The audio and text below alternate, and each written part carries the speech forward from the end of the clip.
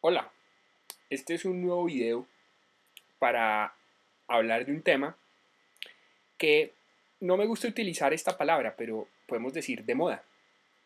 Saben que las personas que ven estos videos saben que no me gusta utilizar de moda porque me parece muy banal, pero hay que utilizar esa palabra y es el tema de la relación del derecho con el nuevo orden mundial. En primer lugar, ¿qué es el nuevo orden mundial? En Internet y en general en YouTube se ha utilizado mucho este tema del nuevo orden mundial referido a las teorías conspirativas, al tema de los Illuminati, bueno, de los grandes super ricos que pretenden crear un nuevo mundo basado en su poder y en su dinero, pero pues realmente qué es el nuevo orden mundial desde un punto de vista político, desde un punto de vista social, y es que el concepto del nuevo orden mundial no es nuevo. Después de la Primera Guerra Mundial, cuando se dio el Tratado de Versalles, que fueron las condiciones que le impuso Inglaterra y Francia a la Alemania derrotada en la Primera Guerra Mundial, pues se habló del nuevo orden mundial.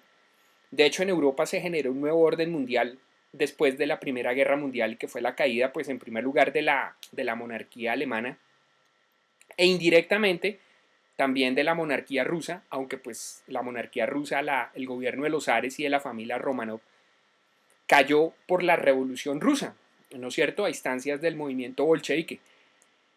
Pero digamos que este tema del nuevo orden mundial mmm, no es nuevo, se dio también después de la Segunda Guerra Mundial, cuando se crearon los acuerdos de Bretton Woods que dieron lugar a la creación del Fondo Monetario Internacional y del Banco Mundial, y también a la creación de dos bloques geoestratégicos, el bloque digamos de la OTAN donde estaba Estados Unidos, Francia, Inglaterra, y el bloque del Pacto de Varsovia donde estaba el eje soviético, que era la Unión Soviética, Polonia, Checoslovaquia, todos los países que estaban bajo la égida o bajo la influencia del socialismo comunista de la Unión Soviética.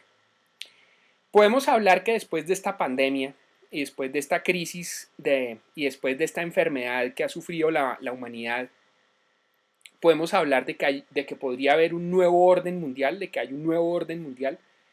Yo pienso que sí, y esto ya lo han dicho ya varios expertos, sobre todo en el tema económico. Recientemente, hace unos pocos días, Attali, el economista francés, dijo que la crisis a la cual se iba a abocar la humanidad era una crisis que la gente no podía dimensionar. El Banco Mundial hablaba de 65 millones de nuevos pobres. En el caso colombiano, por ejemplo, pasamos de un desempleo del 10% a un desempleo del 20%. 7 millones de nuevos desempleados.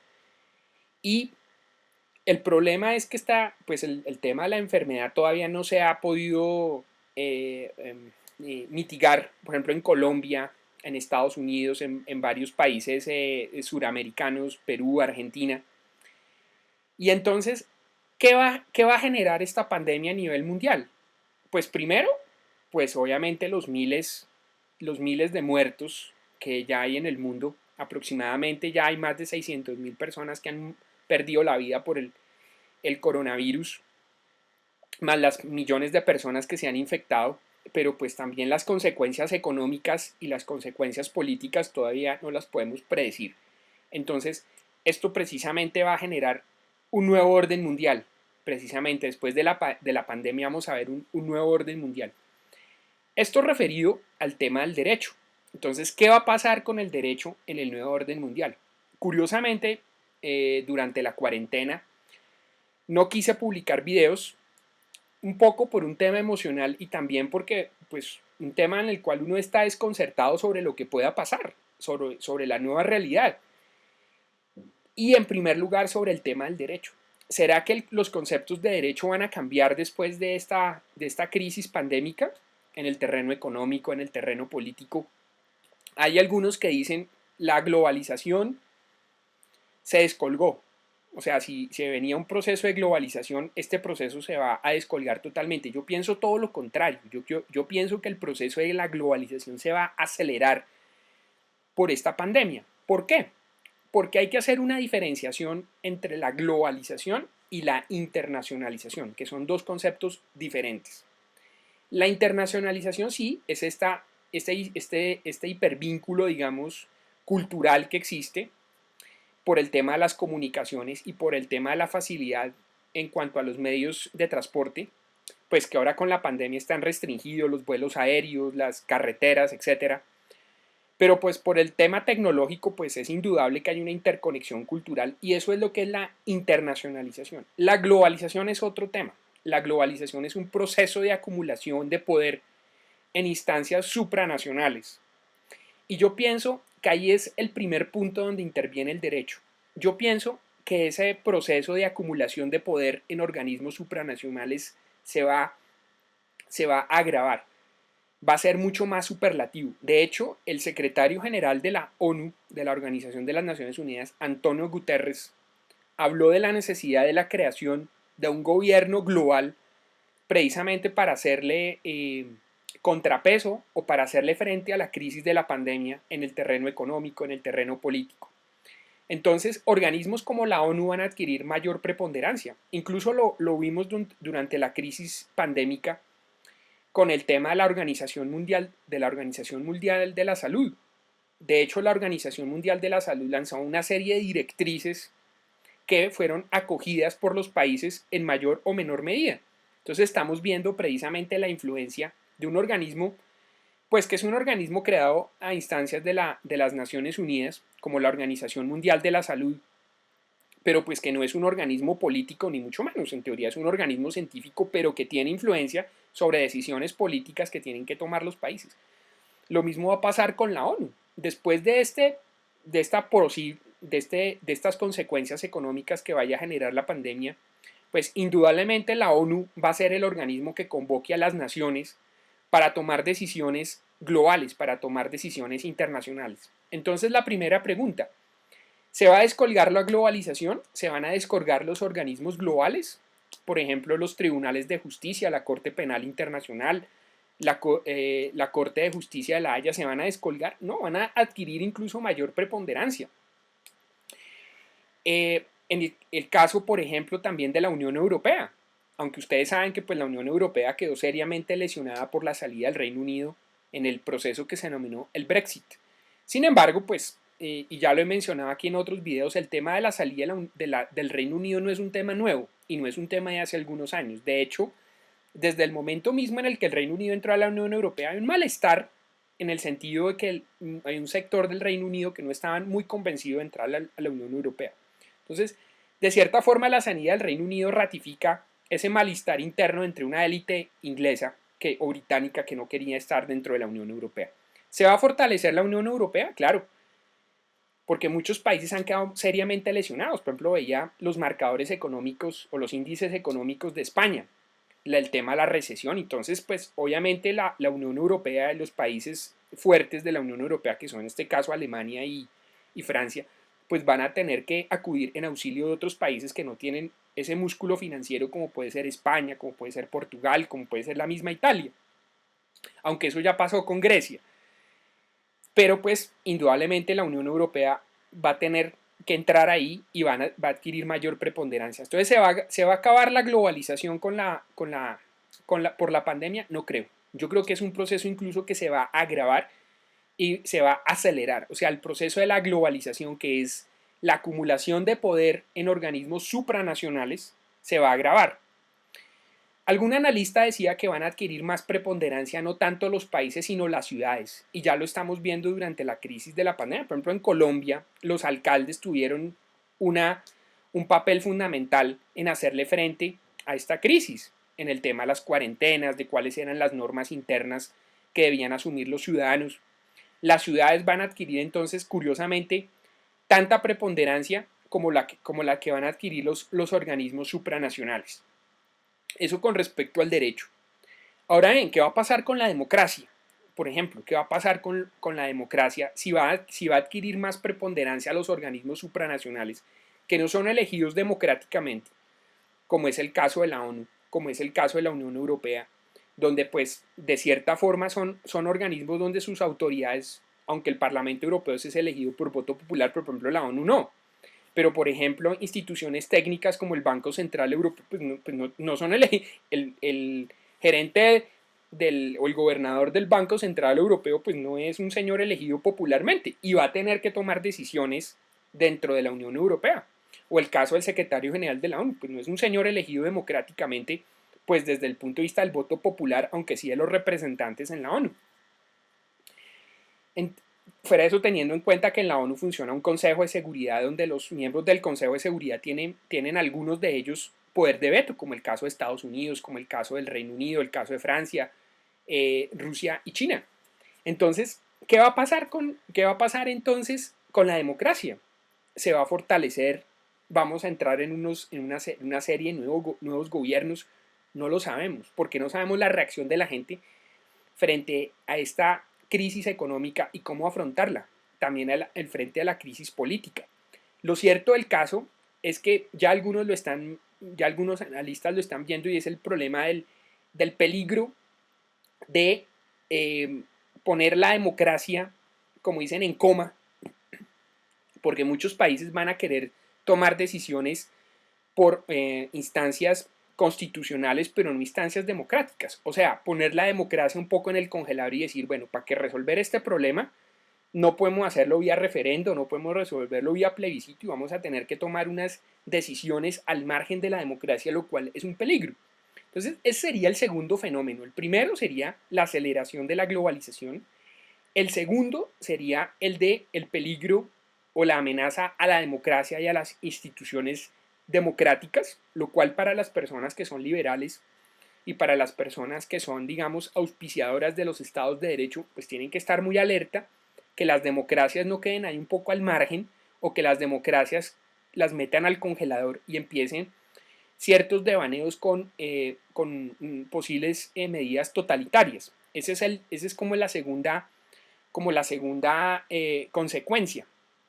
Una tercera consecuencia con respecto al derecho es el tema del poder de los jueces dentro del nuevo orden mundial, ¿no es cierto? De cierta forma, antes de la pandemia ya hemos visto, por ejemplo, el caso colombiano, esa gran influencia que tenía esa sinarquía judicial en decisiones sobre temas muy controvertidos, por ejemplo, el tema del aborto, el tema de la eutanasia, el tema de los derechos de la comunidad LGTBI, en el cual, por ejemplo, el caso colombiano ha sido la Corte Constitucional, los tribunales constitucionales o el Tribunal Constitucional colombiano, que es la Corte, pues ha tomado decisiones que los congresos no han querido tomar. Entonces, en el caso, digamos, global, aunque depende del sistema jurídico que tenga o de la familia jurídica que pertenezca a ese sistema nacional, pues vamos a ver que los jueces van a empezar también a tomar decisiones por un tema que es el de la celeridad, y es que las decisiones y digamos, los cambios sociales pues no se pueden efectuar en meses, ni siquiera en años, sino en días, y ahí es donde van a acudir los jueces. Los jueces tienen que decir, bueno, aquí vamos a tomar esta decisión sobre este tema, aquí hay que crear estos derechos, y es un tema. Entonces va a adquirir más relevancia a los tribunales constitucionales, incluso en un sistema romano-germánico, que en el sistema anglosajón lo hacen, pero en el sistema romano-germánico los jueces entonces van a tomar más relevancia. Por ejemplo, en el caso colombiano, es evidente que sí, la Corte Constitucional colombiana cada día tiene mayor preponderancia, toma decisiones sobre temas como por ejemplo los que ya hemos visto, y en el caso del peligro o del peligro que se ponga, que se amenace el Estado social de derecho o la democracia, en el caso de que los status quo de los diferentes países decidan tomar esas decisiones para solventar la crisis económica, pues indudablemente el papel de los tribunales constitucionales va a ser fundamental, porque van a ser los tribunales constitucionales los que les van a poner talanqueras a los gobiernos que tengan ciertos devaneos con decisiones totalitarias. Entonces va a adquirir más relevancia a los tribunales constitucionales que se crearon para proteger a las minorías, para proteger el Estado constitucional y el bloque de constitucionalidad en el caso colombiano. Por ejemplo, en Colombia está en veremos una decisión que se tomó durante, por ejemplo, la pandemia, que fue una decisión que tomó el Congreso de imponer cadena perpetua para violadores de niños. Hoy en Colombia está prohibida la cadena perpetua por constitución. Eso obviamente entonces, vía Congreso se reformó este tema, pero está pendiente de que la Corte Constitucional resuelva y diga si da luz verde o no para esta reforma constitucional, porque la Constitución de Colombia prohíbe la cadena perpetua en general. incluso por tratados internacionales de los cuales Colombia está suscrita o de las cuales Colombia hace parte, convenciones internacionales sobre protección de derechos fundamentales donde está proscrita la pena de muerte y la cadena perpetua. Entonces, una mayor preponderancia de la sinarquía judicial, de lo que yo llamo la sinarquía judicial, que es donde los jueces toman decisiones incluso que podrían ser políticas, como por ejemplo el tema del aborto, el tema de la eutanasia, el tema, por ejemplo, ese de la cadena perpetua para violadores de niños, el tema de los derechos de los homosexuales y otras minorías. Otro tema bien interesante es el tema de la libertad. ¿Qué va a pasar con la libertad dentro del nuevo orden mundial desde el punto de vista jurídico? ¿Va a haber una supresión de las libertades? Por ejemplo, ¿qué va a pasar con el derecho a la intimidad? ¿Por qué? Porque ahora con el tema de transitar y de los viajes entonces a la gente le van a exigir, no sé, un pasaporte sanitario, ya se habla de pasaportes sanitarios. Entonces, que usted tenga que develar su historia clínica en un aeropuerto, que usted tenga que develar su historia clínica, no sé, en un metro, en el caso colombiano, en el Transmilenio, que es el tema del transporte masivo que existe en Bogotá. Entonces, ¿qué va a pasar con el derecho a la intimidad? ¿Se van a restringir más los derechos fundamentales en pos de proteger la salud? Porque van a decir, no, usted no puede entrar aquí a este centro comercial, que mire, usted tiene aquí una temperatura de 38 grados, o usted no aparece aquí vacunado, por ejemplo, cuando empieza a salir la vacuna. Fuera de eso, la obligación de vacunarse. Hay estados que probablemente obliguen a la gente a vacunarse. Yo vi un video de este famoso abogado, profesor de Harvard, Alan Dershowitz, donde él decía que el estado, en el caso de los Estados Unidos, podía obligar incluso a la gente a la fuerza a vacunarse. Una persona le decía que no, pues, que nadie está obligado a vacunarse, y Alan Dershowitz decía, sí, y yo lo puedo obligar a usted, demandarle ante un juez y obligarle a usted a vacunarse, porque usted está poniendo en peligro la salud pública. Entonces, hay una serie de derechos como ese derecho. El derecho a la salud pública ya no sería un derecho solo individual, sino sería un derecho de consecuencias colectivas, el derecho a la intimidad, por ejemplo, que los estados puedan entrar en sus correos electrónicos. Por ejemplo, esto pasó, por ejemplo, con el caso de Facebook, que creó como un comité para mirar las publicaciones y que pudieran poner en peligro, digamos, el tema de la salud pública por generar falsas noticias. Entonces, que las redes sociales, por ejemplo, censuren a la gente. El derecho a la intimidad, decirle, no, es que mire, aquí nos tenemos que meter con su información sanitaria, su información íntima, para poder evitar que usted sea un agente propagador de un virus o el virus, ¿no es cierto? Entonces, la restricción de las libertades, ese es un tema complicado. Y no solo restricción de las libertades por el tema de la restricción de tránsito o la restricción, por ejemplo, de vuelos internacionales, que usted pueda pasar de un país a otro, incluso internamente, que la policía le pueda exigir a usted en la calle, bueno, su carnet de vacunación. A ver, muestra a ver su teléfono celular, que usted descargue una aplicación en la cual usted tenga que declarar cuál es su estado de salud y cuál es su temperatura. Por ejemplo, ese debate surgió en Bogotá porque aquí la alcaldía de Bogotá lanzó una aplicación en la cual se le exigía a la gente poner sus datos e incluso poner sus rutas más usuales. Y la gente aquí protestó y la alcaldía tuvo que echarse para atrás. La alcaldía dijo, bueno, no es obligatorio, pero es voluntario, pero es por su salud. Pero ¿qué tal que los estados lo hagan de manera obligatoria? La obligación de vacunarse, la obligación de declarar cuál es su estado de salud, su temperatura, si está enfermo, si no está enfermo, si se ha vacunado, si no se ha vacunado. Todo ese tema es un gran tema, el tema de la restricción de los derechos fundamentales y de la libertad. Entonces, retomando el tema de la globalización, la importancia de los organismos supranacionales ahora o posteriormente a esta crisis. Segundo, el tema de la democracia. ¿Qué va a pasar con la democracia si la van a meter en el congelador para poder avanzar en una serie de medidas para reestructurar la economía? El tema de los jueces, que van a adquirir mayor preponderancia para defender las libertades o para acompañar la medida de los gobiernos, para hacerle frente a las crisis debido a la pandemia.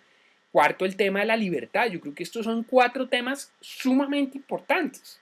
Son 4 temas y yo le hago un llamado precisamente a mis televidentes, que yo sé que muchos son estudiantes de derecho. Bueno, y entonces, ¿qué va a pasar con el constitucionalismo? ¿Qué va a pasar con toda esa ortodoxia liberal que nos enseñaron? Por ejemplo, a mí me enseñaron en la universidad la ortodoxia liberal que el derecho a la intimidad es, pues no hay ningún derecho absoluto, pero es sacrosanto. Muchas libertades también que son prácticamente, o que supuestamente en el ideario liberal son intocables y que ahora se van a poner en vilo, ¿no es cierto? Entonces yo le hago un llamado a los estudiantes, yo siempre hago estos videos no para enseñar algo, decirle tienen que creer en esto, ¿no? Sino para reflexionar. Probablemente alguien me diga, no, yo pienso que la globalización se va a decaer. Ojo, porque una cosa es la globalización y otra es la internacionalización. Sí, se va a ver muy golpeada por esto, porque claro, el tránsito de personas entre países se va a ver restringido, pero el tema de la globalización, que es la entrega de poderes a organismos supranacionales como la ONU, como la Unión Europea, o organismos similares a la Organización Mundial de la Salud, o organizaciones nuevas que se vayan a crear a raíz de esta crisis, por ejemplo, un banco central global, ¿sí? Donde haya una nueva moneda, una sola moneda, bueno, no sabemos, ¿no es cierto? Entonces son temas de reflexión. ¿Qué va a pasar con la democracia? Si nos va a tocar meter en la democracia al congelador. Por ejemplo, ya pasó este tema, ya se reflexionó en Estados Unidos. El presidente Trump dijo, no, aquí no podemos hacer las elecciones el día en noviembre porque aquí el país está patas arriba y es muy peligroso hacer elecciones, toca aplazarlas. Entonces, ¿será que nos va a tocar aplazar la democracia? Aunque elecciones no es sinónimo de democracia. ¿Qué tal que no, pues toca poner el Estado de Derecho en vilo mientras se soluciona el problema, pero ¿cuánto tiempo va a pasar? Si es un tiempo limitado o si es definitivamente el tema de las libertades, el tema del derecho a la intimidad, de los derechos fundamentales, la preponderancia de los jueces tanto para proteger esos derechos fundamentales o para acompañar las decisiones de los gobiernos en devaneos totalitarios, no sabemos, son 4 temas fundamentales que no sabemos qué vayan a pasar. Eso sin mencionar las legislaciones internas en temas tributarios. Por ejemplo, en Colombia se está debatiendo si va a haber una nueva reforma tributaria. Ya el presidente dijo que no, pero no sabemos. El tema de la creación de nuevos impuestos, incluso la creación de impuestos globales. Ya no solo impuestos, o sea, que uno tenga que pagarle al país, sino que uno tenga que pagarle a organismos supranacionales. ¿Cómo se van a sustentar esos organismos supranacionales dentro de la globalización? El tema del derecho laboral, por ejemplo, en Colombia, cuando el gobierno le dijo no se pueden despedir a los trabajadores en plena pandemia, pero bueno, entonces los empleadores acudieron a figuras de, por ejemplo, suspensión de contratos o licencias no remuneradas. ¿Qué va a pasar con el derecho laboral? ¿Qué va a pasar con el derecho civil que se basa en la libertad? Si hay restricciones a la libertad, ¿qué va a pasar con el derecho civil y con la autonomía de las personas? Con la suspensión de pagos. Ya hay un juez hablaba de la teoría de la imprevisión en el caso de la pandemia. Entonces, ¿qué pasó con las obligaciones que se suscribieron antes de la pandemia? Que las personas no pudieron cumplir y que ahora por la teoría de la imprevisión, entonces, ¿qué va a ocurrir con eso? Con el tema del derecho civil, si también lo vamos a meter en el congelador porque el derecho civil se sustenta en la libertad. Entonces son 4 temas fundamentales que toca ir reflexionando en este nuevo orden mundial, que es un nuevo mundial posguerra, porque es que lo que estamos viviendo es prácticamente, y que no se ha solucionado esta crisis. Algunos dicen que por allá hasta el 2022, no sabemos. 2023, hay algunos que algunos dicen que esto se va a mantener definitivamente, muchas restricciones que se han creado. Entonces no sabemos, entonces en este nuevo orden mundial no sabemos qué va a pasar con el derecho. Es un tema de reflexión. 4 temas los pongo a reflexionar sobre eso. A los estudiantes de derecho que están entrando y a los que a los que están saliendo, porque sé que muchos estudiantes de preparatorios, o si usted no es estudiante de derecho, ¿qué va a pasar con la globalización? Segundo, el tema de la democracia. ¿Qué va a pasar con la democracia? Que es el sustento de los estados de derecho. ¿Qué va a pasar con los jueces, con los tribunales constitucionales, si se van a poner de parte de los ciudadanos en la protección de los derechos o se van a poner de parte de los gobiernos frente a ciertos devaneos totalitarios o que posiblemente se puedan dar devaneos totalitarios? Y el cuarto tema es el tema de los derechos fundamentales y la libertad. ¿Qué va a pasar con este tema? Si muchos derechos fundamentales se van a limitar mucho más, van a dejar totalmente de ser absolutos para convertirse en absolutamente relativos. Entonces son 4 temas de reflexión. No quiero extenderme más en este video. Muchas gracias. Mándenme comentarios, suscríbanse a mi canal.